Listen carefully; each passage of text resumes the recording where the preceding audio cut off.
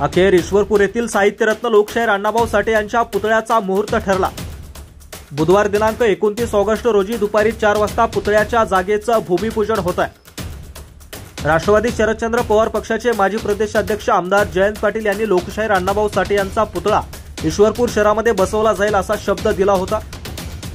लोकशाहीर अण्णाभाऊ साठे यांचा पुतळा लोकनेते राजारामबापू पाटील बँकेच्या जागेत व बँकेच्या स्वखर्चातून पूर्णाकृती पुतळा बसवण्याचं आश्वासन आमदार जयंत पाटील यांनी दिलं होतं।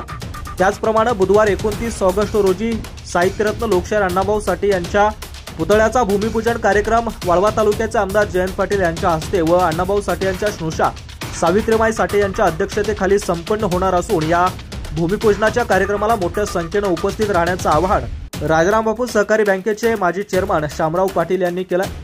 यावेळी राष्ट्रवादी काँग्रेस पक्षाचे पदाधिकारी व पुतळा समितीचे पदाधिकारी उपस्थित होते। 1 ऑगस्ट रोजी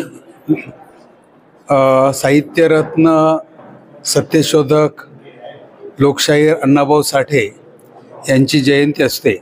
त्याचबरोबर लोकनेते राजारामबापू पाटील यांची जयंती 1 ऑगस्टला असते आणि या पुतळ्याचं जागेचं भूमिपूजन येत्या 29 ऑक्टोबर रोजी सायंकाळी 4 वाजता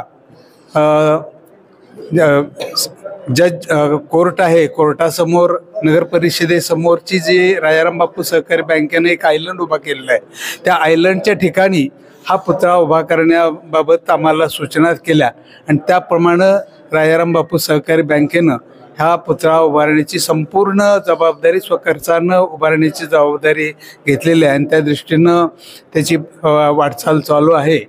त्यामुळं येत्या 29 तारखेला भूमिपूजनाच्या कार्यक्रमाला सर्वच नागरिकांनी, हे केवळ मातंग समाजाच नव्हे तर इतर सर्व समाजातल्या लोकांनी, कारण अण्णाभाऊ साठे हे पुरोगामी विचाराचे म्हणून मानले जात होते, तो विचार लोकांच्यापर्यंत पोहोचवण्यासाठी ज्या पुरोगामी चळवळीतल्या सर्व संघटना कार्यकर्ते यांनी या कार्यक्रमाला उपस्थित राहावं, यासाठी मी राजारामबापू सहकारी बँकेच्या वतीनं आवाहन करतो।